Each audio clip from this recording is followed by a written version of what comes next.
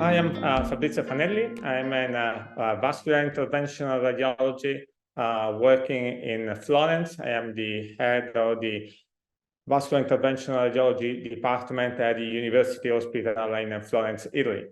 Today I would like to give my comment regarding an interesting topic that came out during the last summer period. That we can consider an health break in the healthcare system, especially in the US.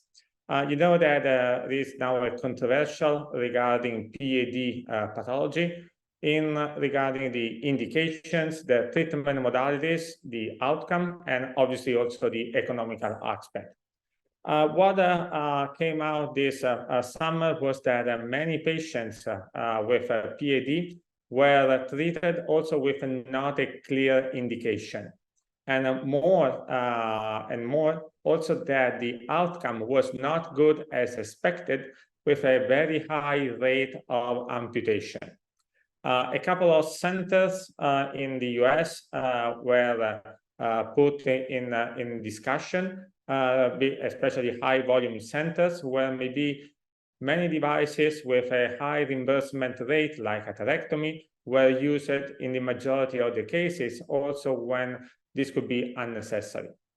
Personally, I believe that this is more an US problem than not a European one, because we know that, for example, if we consider atherectomy reimbursement in Europe is very less what we can have in what there is in the US.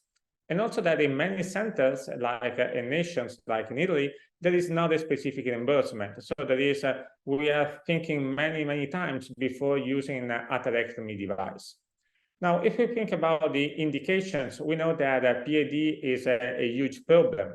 And obviously there is a pretty wide range of patients, because we have patients with simple claudication, maybe young patients, but also we have some more severe conditions with critical limb ischemia that require intervention to avoid amputation.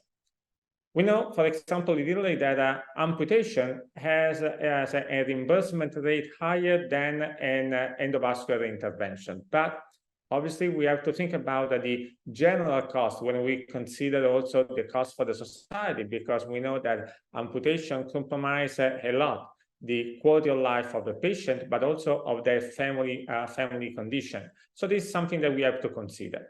I think that we know also that, for example, in UK, indication for the claudicants is very narrow, because they prefer to change the habits during the lifestyle, stopping smoking, starting walking, and so on, before performing intervention.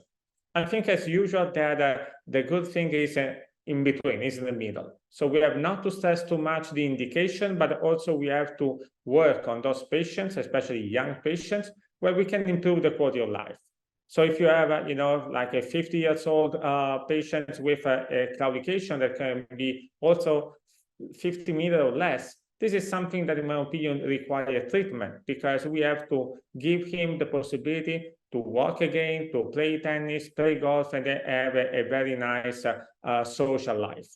So again, we have to intervene in those conditions where it is required, but always we have to keep an eye on the economical situation. And again, in my opinion, our condition in Europe is much better to what is now going on in the US. So this topic for sure will be discussed in the next PVI meeting in Paris, and I think this will generate a lot of attention.